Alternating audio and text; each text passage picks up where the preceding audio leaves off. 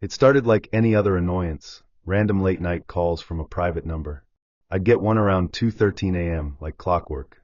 At first, I assumed it was spam or some scam trying to bait me into picking up. I never answered. It didn't seem worth my time. But the persistence was weird. The same time, every night, for an entire week. No voicemail, no follow-up texts, nothing.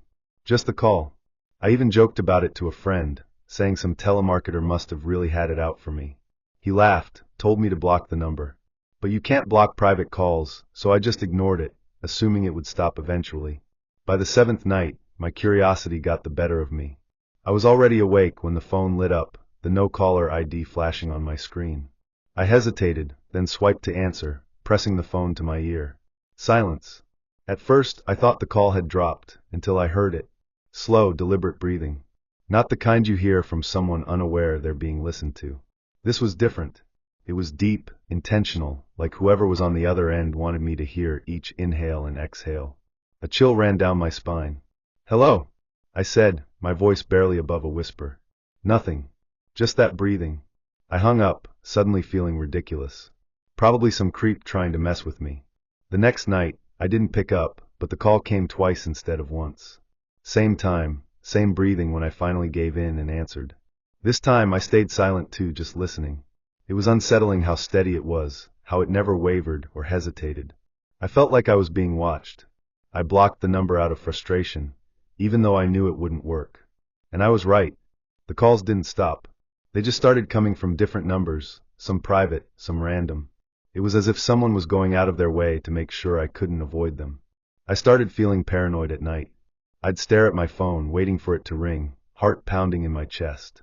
I told myself it was nothing, just a stupid prank, but I couldn't shake the feeling that whoever was calling knew me.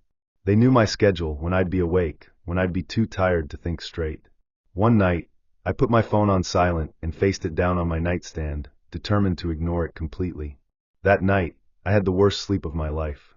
I dreamed of my phone ringing over and over, the sound buzzing in my skull like a drill. When I finally woke up, I was covered in sweat. And then I saw it. 3 missed calls. All at 2:13 a.m. By the second week, I was done playing along. I stopped answering completely, no matter how many times it rang. Some nights, it would call 5 or 6 times in a row, like it was getting impatient. But I refused to give in. I told myself that if I just ignored it, it would stop.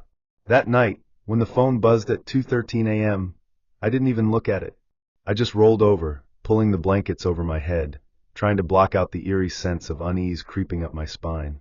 But I wasn't ready for what happened next. At 2:15 a.m., my phone buzzed again. Not a call. A text message. I hesitated before turning my phone over, a deep sense of dread settling in my stomach. The number was unfamiliar, just a string of digits with no contact name. And the message was short, but it made my blood run cold. "Why did you stop answering? I liked hearing you breathe too." I sat up so fast my head spun. My heart was hammering against my ribs. I stared at the message, hoping, praying, that I was imagining it, that maybe I was still half asleep, caught in a nightmare. But the text was real. My hands were shaking as I tapped the screen, double-checking the number. It wasn't one I recognized. I wanted to believe it was a prank, that someone I knew was messing with me, but who the hell would go this far? Panic set in. I jumped out of bed, turned on every light in my apartment, checked my locks twice. My windows were shut, blinds drawn. I even pressed my ear to the front door, listening for any sign of movement outside. Nothing.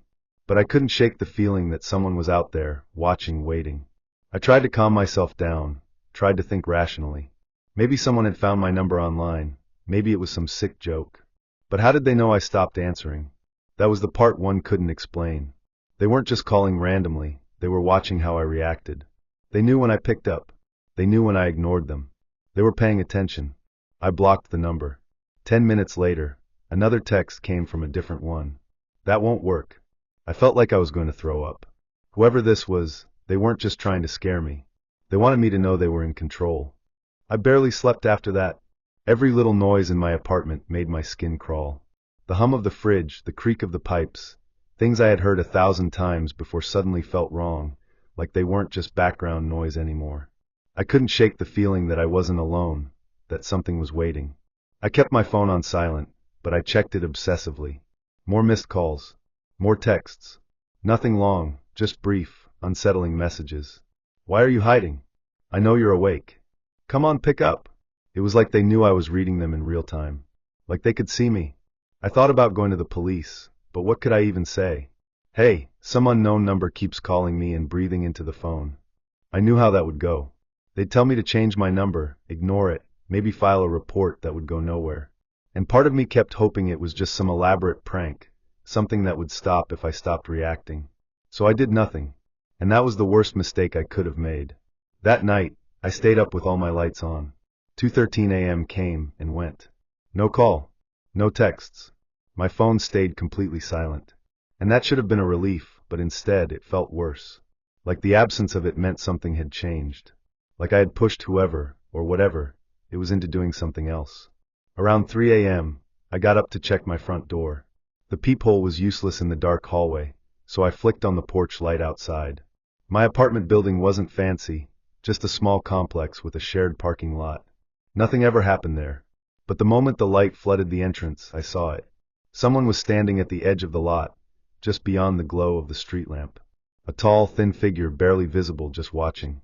They weren't moving, weren't walking towards me, just standing completely still. My breath caught in my throat. I squinted, trying to make out any features, but it was like they were just out of reach, stuck in the shadows. I backed away from the door, heart hammering in my chest. My phone buzzed.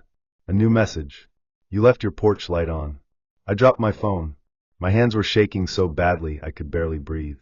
I didn't dare look outside again. I just backed away, turned off all the lights, and sat on the floor, pressing myself against the wall. I wanted to call someone, anyone, but what would I even say? That someone was outside my apartment watching? That they knew what I was doing in real time? I sat there until the sun started to rise, too afraid to move. When I finally worked up the courage to check again, they were gone. Morning felt different. It didn't feel safe, just emptier. I barely touched my phone, afraid to see more messages. Afraid that acknowledging it would somehow bring them back. But I had to check. When I finally unlocked my screen, my stomach turned. No calls. No texts. Nothing. It should have felt like a relief, but instead, it felt like the calm before a storm. I went through my morning routine in a daze, exhausted and on edge. Every time I passed by a window, I caught myself checking outside, scanning for that figure. The feeling of being watched hadn't gone away. It was worse now, like an itch under my skin I couldn't scratch. I forced myself to leave the apartment for the first time in days. I needed normalcy, something to break the paranoia. The second I stepped outside, my skin prickled. The parking lot was empty. No strange figures, no signs that anything had happened the night before. But something still felt wrong. It took me until I reached my car to realize what it was. The porch light. I had turned it off when I hid in my apartment last night. But now, it was back on. My stomach dropped. I didn't turn it on. I knew I didn't. But there it was, glowing against the early morning light. A small detail, but impossible to ignore. I didn't go back inside. I got in my car, hands trembling as I locked the doors, and drove without a destination in mind, just away. Hours passed before I finally forced myself to go home. The porch light was off again. Nothing looked out of place. I stood outside my door for a long time, heart pounding, waiting for something, anything, to feel normal again. When I finally stepped inside, my apartment was silent. I don't know what I expected. Maybe another call, another text, some sign that it wasn't over. But nothing came. Not that day, not the next, not the week after. The calls never came back. The texts stopped. I never saw that figure again. I should have been relieved. I should have been able to move on. But I can't. Because I know what I felt that night. I know that for 2 weeks, someone was watching, waiting, listening. And then suddenly they just stopped. That's what scares me the most. Not knowing why.